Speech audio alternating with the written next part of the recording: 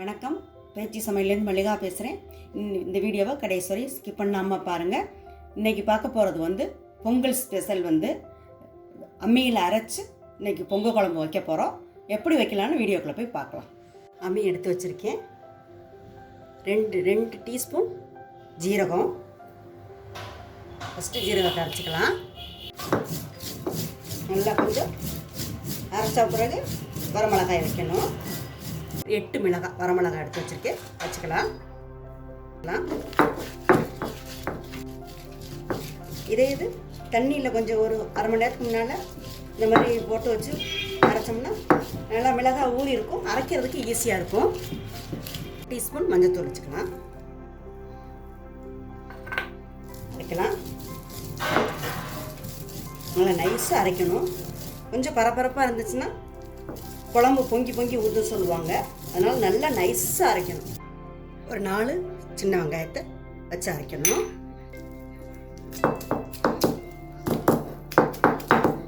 நல்லா அரைச்சாச்சு. இப்போ எடுத்துடலாம்.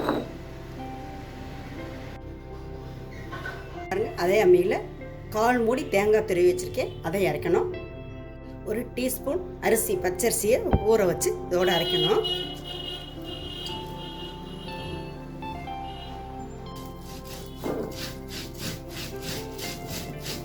இப்போ அரை விட்டுருச்சு, எடுத்துடலாம். ரொம்ப நைஸாக அரைக்கக்கூடாது. தேங்காயை அரைச்சாச்சு. வாங்க, அரைச்சாச்சு. குழம்பு செய்யணும். பாருங்கள், இந்த குழம்புக்கு தேவையான காய் எடுத்து வச்சுருக்கேன். இதில் சக்கரவள்ளி கிழங்கு, வாழைக்காய், கத்திரிக்காய் இருக்குது. இது கொத்தவரங்காய், அவரைக்காய், தட்டைப்பைத்தங்காய், பச்சை மொச்சை, சிவப்பு பூசணிக்காய். இதெல்லாம் இப்போ இன்னும் குழம்பு வைக்க போகிறோம். அடுப்பை பற்ற வச்சு ஒரு கடாய் ஒன்று வச்சுருக்கேன். இதில் அரைத்த மிளகாயை இதில் போட்டுக்கணும். தேவையான அளவு உப்பு போட்டுக்கலாம். கல் உப்பு போட்டிருக்கேன். தண்ணி ஊற்றிக்கலாம். பாருங்கள், நல்லா குழம்பு கொதிக்குது. இப்போ பச்சை முச்சையை அதில் போட்டலாம். ஒரு கொதி வரட்டும். அரைச்சி வச்சு மிளகாயை கண்டு நல்லா மணமாக இருக்குது. பச்சை மச்சையை பார்த்தோம்னா எல்லாருக்குமே பொங்கல் குழம்புலலாம் அரைச்சி வச்சு தேடி இப்போ சாப்பிடுவாங்க இந்த பச்சை மச்சையை. அடுத்து இப்போ அவரைக்காயை போட்டுடலாம். 1 by 1 போட்டுகிட்டே இருக்கணும். அடுத்த காய் கொத்தவரங்காய் போட்டுடலாம். 2 நிமிஷம் ஆகட்டும். தட்டைப்பைத்தங்காயை போட்டுடலாம். இது வேகட்டும். அடுத்து சக்கரவள்ளி கிழங்கு போட்டுடலாம்.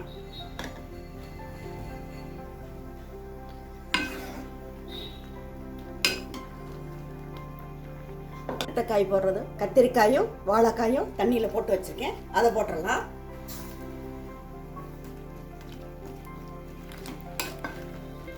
வேகட்டும். சிவப்பு பூசணியை போட்டுடலாம். சின்ன நெல்லிக்காய் அளவு புளி எடுத்து ஊற வச்சு கரைச்சி வச்சுருக்கேன், அது மேலே ஊற்றிடலாம். இதுக்கு முன்னால் புளி ஊற்றினோம்னா இந்த அவரைக்காயெல்லாம் வேகாதுன்னு சொல்லுவாங்க. அதனால் கொஞ்சம் அவரைக்காய் வந்ததுக்கப்புறம் புளி ஊற்றுவாங்க. சட்டி நிறைஞ்சிருச்சு. வேறு ஒரு பெரிய பாத்திரத்தில் மாற்றிக்கலாம். நம்ம அரைச்ச தேங்காய் விழுதை போட்டுறணும். இந்த தண்ணி கழுவி வச்சுருந்தேன், அதை ஊற்றிக்கலாம். நல்லா கிளறி விடலாம். இப்போ தாளித்து ஊற்றணும். அடுப்பில் ஒரு கடாய் ஒன்று வச்சுருக்கேன். இதில் 2 டேபிள் ஸ்பூன் எண்ணெய் விட்டுக்கலாம். எண்ணெய் காஞ்சிருச்சு.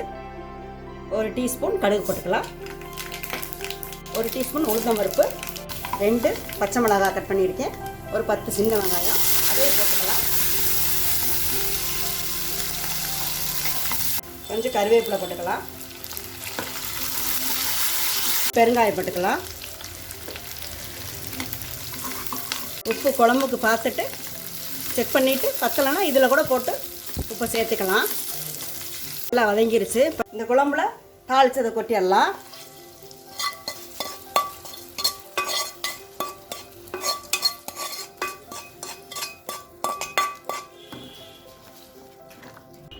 பாருங்கள், நல்லா கொதிக்குது.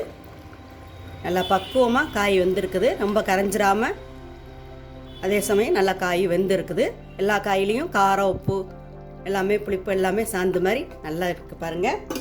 பக்கம் 2 கருவேப்பிலையை போட்டு தூவிடலாம். பொங்கல் குழம்பு ரெடி பண்ணிட்டோம்.